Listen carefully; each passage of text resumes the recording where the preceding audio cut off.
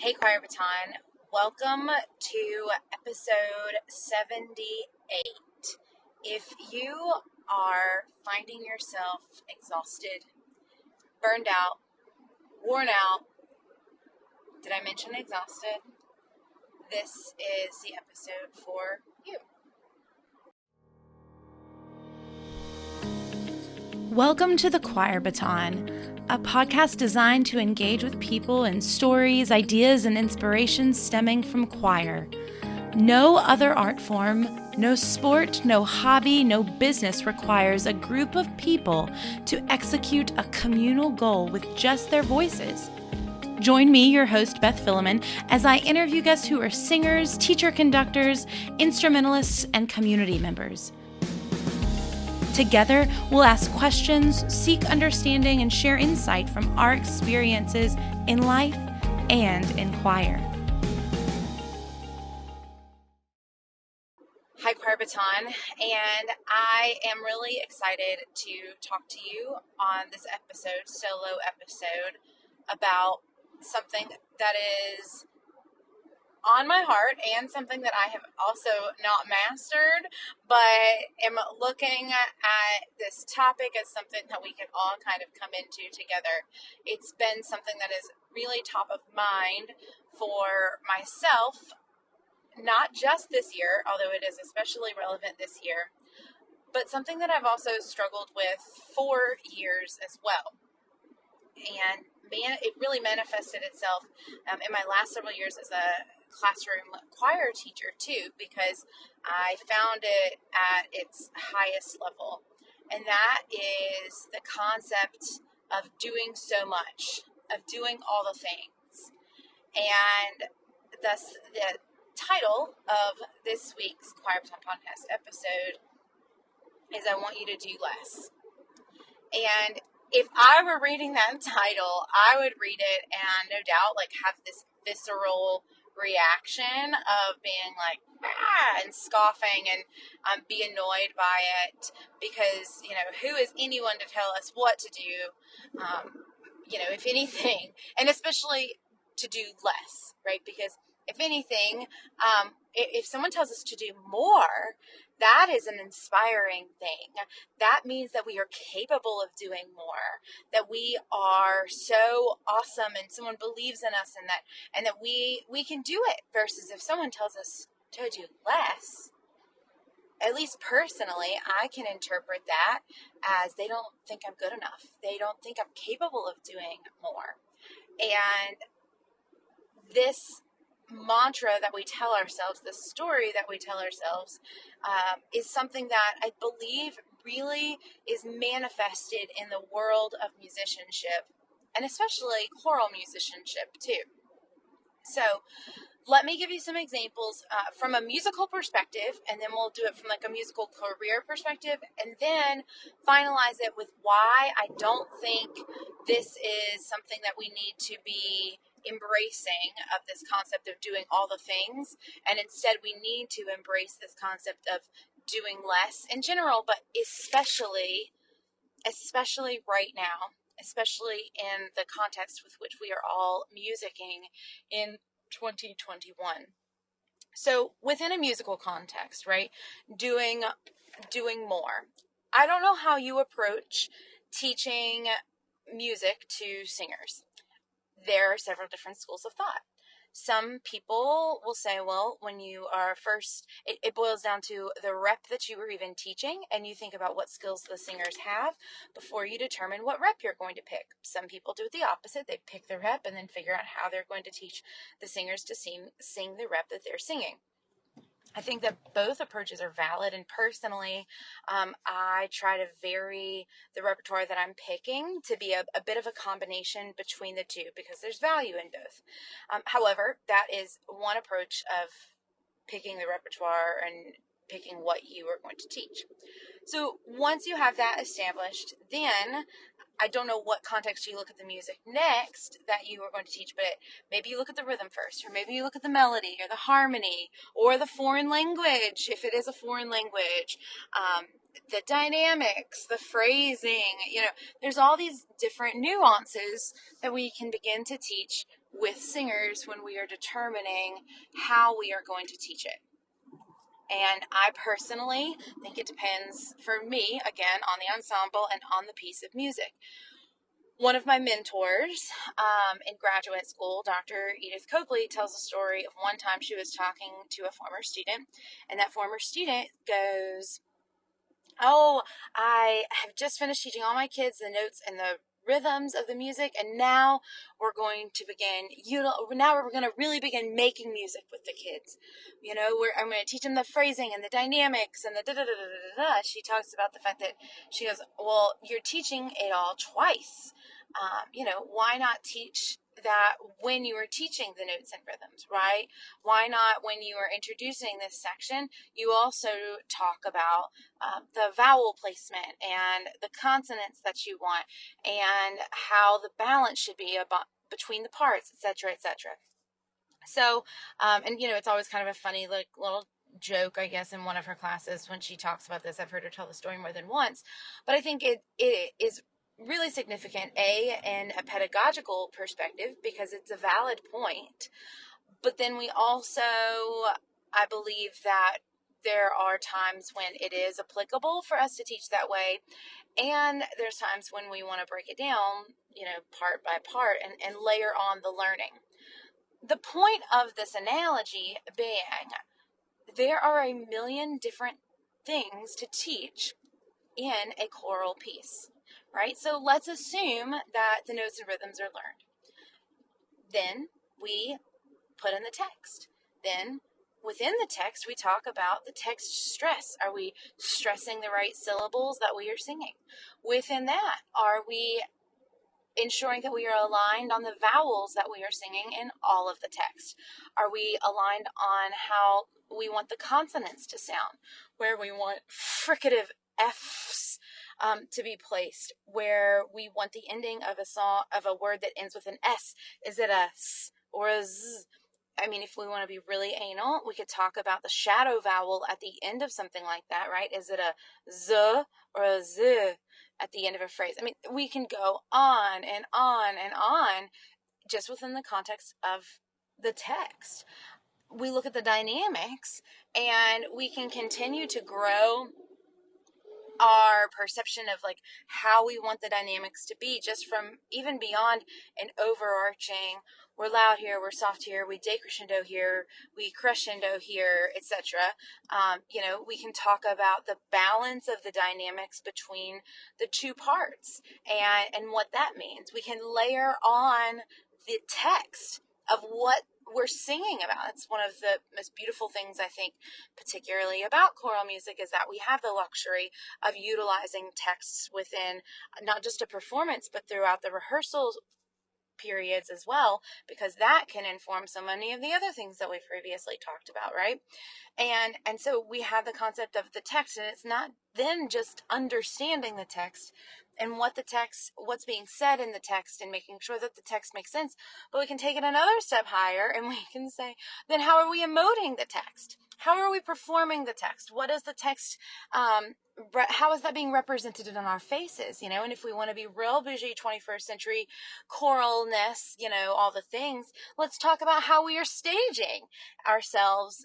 Is there any type of movement? I don't necessarily mean like choralography, but we've all seen probably choral concerts that utilize some sort of movement that enhances the storytelling of a song, whether it's just when people are walking. Like, I have utilized it personally within certain pieces of music, of how people are spaced and faced, and when they might turn during a poignant section to invite the audience into listening in a new perspective, or heaven forbid if there's a processional, so many different aspects to how we can utilize music to enhance the text, and then utilize the movement to enhance the text to enhance the music. And that in and of itself is another layer that we can add on. Well, then, once we've talked about all of that, then we're going to continue to talk about what and how we're going to communicate that to the audience. Is it just going to be through the performance? Are you going to have someone read something or speak before this performance that you have? Are you going to have program notes? Are you going to have the text listed? Bottom of bottom line, moral of the story is, as choral musicians, we are always able to add something on, to layer something on within the context of the music that we are performing. Nothing is ever done. And I would venture to say that even if we were to be asked to define done for a performance, we would all struggle to be able to say, not to steal the word from Jesus in the Bible, but it is finished. We would all struggle to say that. And then, let's be real too. A lot of that comes from the fact that is all best case scenario with a professional level choir, or with a chorus that has professional singers in it, or an extensive amount of practice, blah blah blah blah blah blah blah. The vast majority of us are teaching elementary, middle, high school, church, community choirs, where we're just hoping everyone's on the same page at the same time, or the tenors enter on measure 34 on the end of 3 when they're supposed to, and that the basses remember that in that C section there, they're not singing it down the octave. It's actually up the octave, and they have to utilize their head voice there.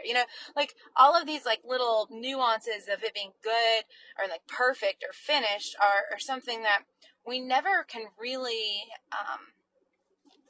get to. We never even allow our minds to say it is finished, because there's always something more.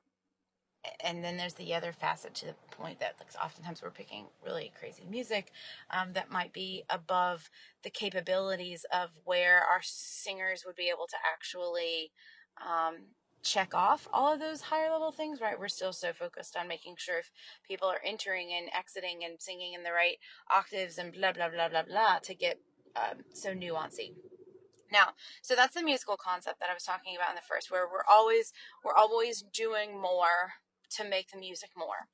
And then we can talk about the professional sense of the work that we do as choral musicians, and how that is lauded, particularly when we are in high school, if we sing in choirs in high school, and or when we go to colleges to study music education. We are not celebrated for doing less. We are lauded for doing more.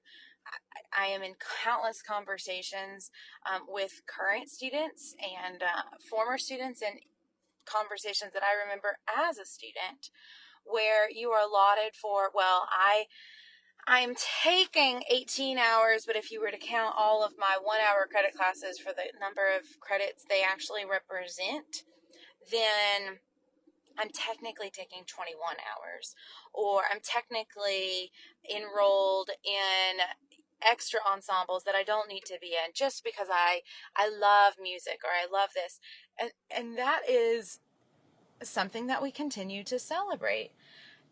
And it is exhausting.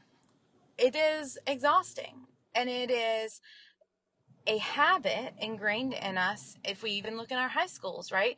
Well, I did this all state on this weekend, and I did this honor choir on this weekend, and then I did this performance on this weekend, and it's further enhanced by, in high schools, if you participate in any other extracurricular activities that might be a theater or speech and debate or sports or anything else like that, right? We continue to laud this concept of busyness as being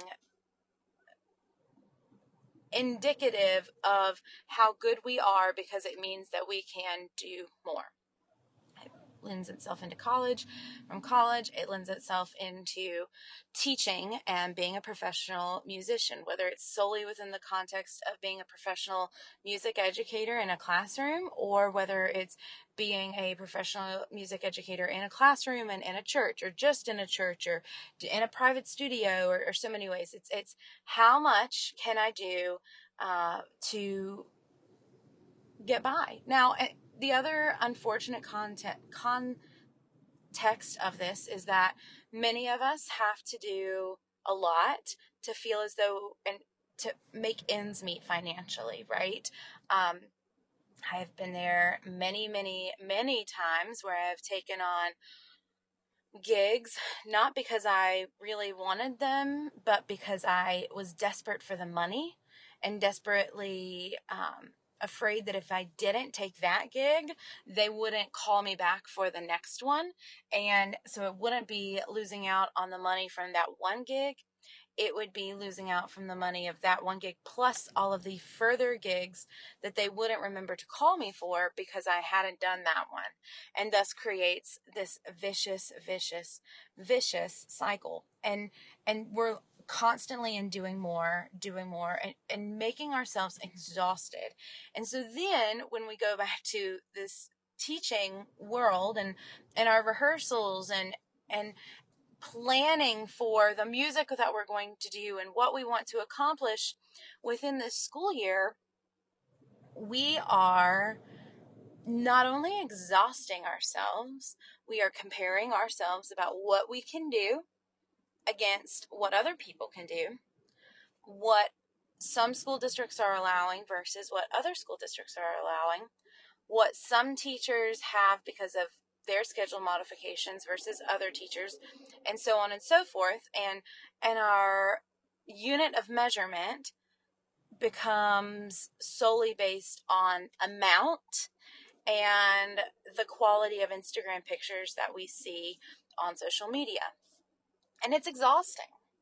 It is exhausting. And this is a mindset that is not our fault, but it is something that has been impressed upon us from the very moment we became musicians.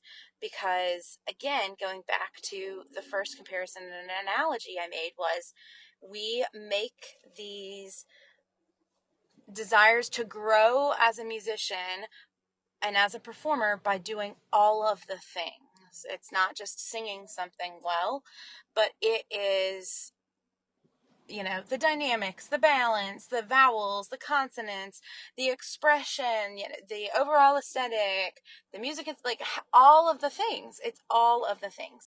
And we're exhausted. And so that is why my charge and encouragement to myself included, but especially to everyone that is in an educational setting right now, especially in an educational setting for this school year, is to look at what you want to do for the year.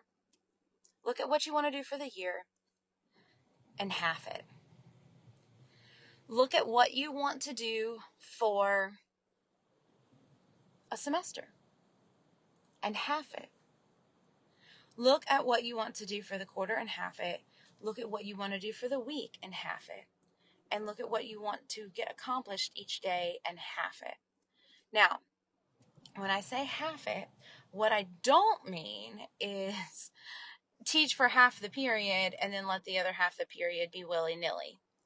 I don't mean limit yourself to the bare minimum of like the amount of repertoire that you are going to perform with kids and let that be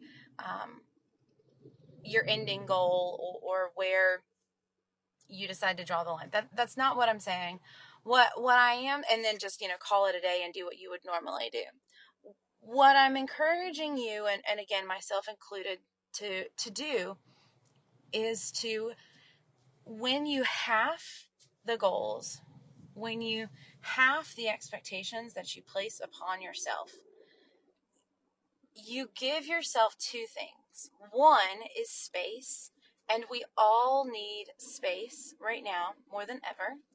Space to take our time, space to deviate, space to review something over again that we didn't realize it might take us longer to do, space that we just need to process what is going on in the world right now. It also gives us the opportunity to go deeper on certain things where we might have pushed through to check all of the boxes and do all of the things for a quote unquote normal school year, because now we can sing this year. Some of us can, versus years before we couldn't sing. And now we feel the pressure to not just have an amazing school year this year, but to make up for what was lost last year, and thus we must do more this year. By halving it, it gives us the space to go deeper and to really lean into the fact that oftentimes, less can really mean more. We want this year to be about the music. We want this year to be about celebrating that we can sing again. But I don't think it's about that. I think it's about reminding ourselves that the reason why we decided to join choir probably, yes, was in context part of the music, but it was about the relationships, and it was about being there for people. It was about allowing other people to be there for us and allowing ourselves to be there for other people. And that requires time and space, and without the constraints of checking off all of the boxes like we normally tend to do. And that's hard because you can't plan the amount of time that you need to be there for people, right?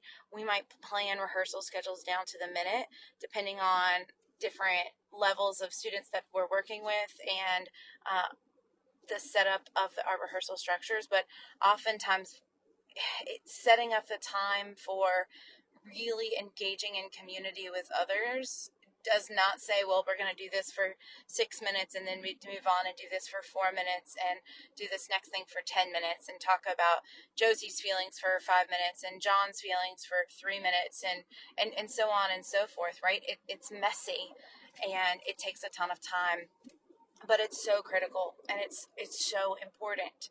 And so that's why, in closing, I just feel that this is a message that we need to remember more than ever right now. More than ever, as we are going into the school year, and it's going to be another period of uncertainty. It is going to be different than any other year still.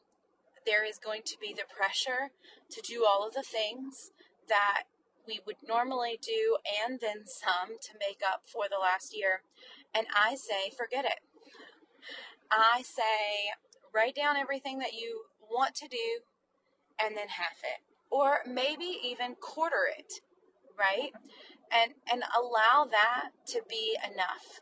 Allow that to be the standard with which you operate within this year, to eliminate any anxiety of not being able to get it all done. Or maybe we can't eliminate that, but to lessen that. To work on realizing that it's not about the quantity of things that we do, but about the quality with which we do them.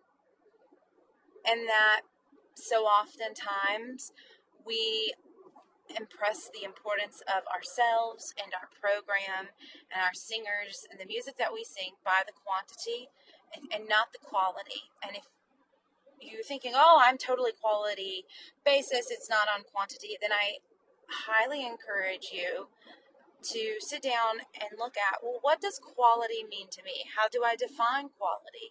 Because I think oftentimes we define quality within choral music by quantity, but we disguise it. We disguise it and we call quantity quality, when in fact, that is not the case. I have recently come to the realization of why I dedicated my life to choir, right? Why I became a high school choir teacher and middle school choir teacher. Why choir? And this is something I've struggled with for years, because while I love it and I am good at it, I thoroughly enjoy it. I will make my friends watch ACDA performances about music that I think that they would like when I find a connection, because I love connecting people with choir if I think that they are open to it and there is a connection there. I'm not someone that will just force someone to listen to choral music because I want them to listen to it. I'm also someone that has predominantly not had friends that are choral musicians. When I was in undergrad, I really didn't have a ton of friends. I went to a very small school, and I was like one of two choral music ed students from my school when I graduated. And my best friends were in business and accounting, and which is business technically, and other areas. So I always had friends that didn't necessarily engage in the same realm of work that I did, and I kind of felt not like an outcast from them, but quite frankly, like an outcast from the rest of the choral community, because I wasn't one of these like, oh my God, I gotta eat, live, die, breathe choral music. It was something that I could, if I'm gonna be frank, I could probably live without. However, I choose to not live without it. I want it in my life because it makes my life better in so many unique and different ways, and I felt so different from that, and I've always struggled. Why do I choose to have it in my life? And I am a big believer in therapy, and I've been doing a lot of personal work within the last several years, and specifically within the last several months, about a variety of different things, mostly around relationships, not just romantic relationships, but relationships in general. And if you've ever done any kind of work in that, you'll find that it often stems from the relationships that you had with your family, and particularly your parents. And within all of this work, I found that for me, that the choir was where I felt accepted, and where I felt loved and supported, and where I could be a part of a family, where I could be a part of something greater than myself, while also still showing up as myself. And it had established itself as my home. And I was really struck by that, because it wasn't, sometimes I think we say these types of things that choir is many times, but we don't always consider the impact of what that really means. They're just kind of words we say, instead of realizing that at its core, it's what it is for many people, many of our students, and then perhaps maybe even ourselves. And that's why I struggled to kind of identify with people that were like, I eat, live, sleep, breathe it, I can't live without it type of mentality, versus mine was like, I need it for survival because it is my family. And in thinking about that, it just really impressed upon the importance of, for me, that choir is that for so many students. And we say that, and no doubt it has undoubtedly been that. No doubt it has undoubtedly been that for many people within this past year. But we are at risk this year, because we're able to sing a bit more, of wanting to do all the things, of wanting to do all the music, all the performances that we can muster, and make it something that we feel like we owe the singers, because they didn't have what, or we didn't have what we wanted last year within choral music as well. And so that's why I thought, gosh, man, we can't do that. We cannot adapt back into our habits that established themselves when we were in school as music educators and collegiate musicians, and the habits that we have established when we were even in the non-COVID musical performing world, where we were dragging ourselves ragged from thing to thing. Sometimes, yes, and understandably, we must do that when we need to pay our bills, but oftentimes I think we also just do it because that's how we laud ourselves. That's how we find value in ourselves, is by saying how busy we are and how many different things we're performing in or singing for, and your kids are singing for, etc. And if we're not careful, we will bring that measurement into this year and burn ourselves out even more when we are already burnt out in general, not just as choral musicians, but also as people, by trying to do all the things. So don't. Cut it in half. Cut it in quarters. Cut it in eighths. This is your year to do the least. this is your year to do the least and practice doing less and see how that feels and see what you learn about yourself, about your singers, about the music itself. What is the least amount that you can do for the most maximum? What is the least amount you can do for the maximum amount of impact? And play with that balance, because we are no longer going to be able to maintain all the things like we used to and still maintain the impact that we thought we were having before when we were so busy. It is a new year, but it's also a new world of music making, and we are just still at the beginning of it and what that will mean. And I challenge you to think critically about how you are approaching each day, and within how you are approaching each day, how you are approaching the measurement of success that you give for yourself and for your singers and for your programs, so that you are not defining success out of quantity, but you are defining it out of quality, and that quality is something that is not masked or disguised by a quantitative metric that lends you spinning in circles every day, feeling as though you are not doing enough and you need to do all the things and you need to be doing more. Because we are not just teaching kids about music, we are teaching kids how to live their lives. And we teach kids how to live their lives through the structure of rehearsals, what we plan for rehearsals, the music we sing, and then the music that we perform, whether we're performing that music in a rehearsal or for groups of people, whether we're performing that for groups of people in person or groups of people online. We are teaching kids about life. And this is a critical life lesson that we have to teach our singers, and we also have to embody ourselves. My name is Beth Philemon. I'm so grateful that you have listened to the Choir Baton Podcast. You can watch our podcast episodes on YouTube. Make sure you like and subscribe them. This episode is strictly audio, but all of the other interviews, for the most part, for the last 20 plus episodes, you can go on YouTube and watch them, or listen to the audio of the ones that don't have video with them. You can check us out on all the podcast resources. Check us out on choirbaton.com.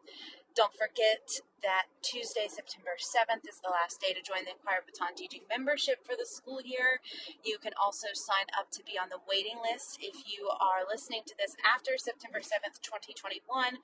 For all of the other things Choir Baton is doing, make sure you check out our website, you are subscribed to our email updates, and that you are following us on all the socials, because that is where we are hanging out and talking about more people singing.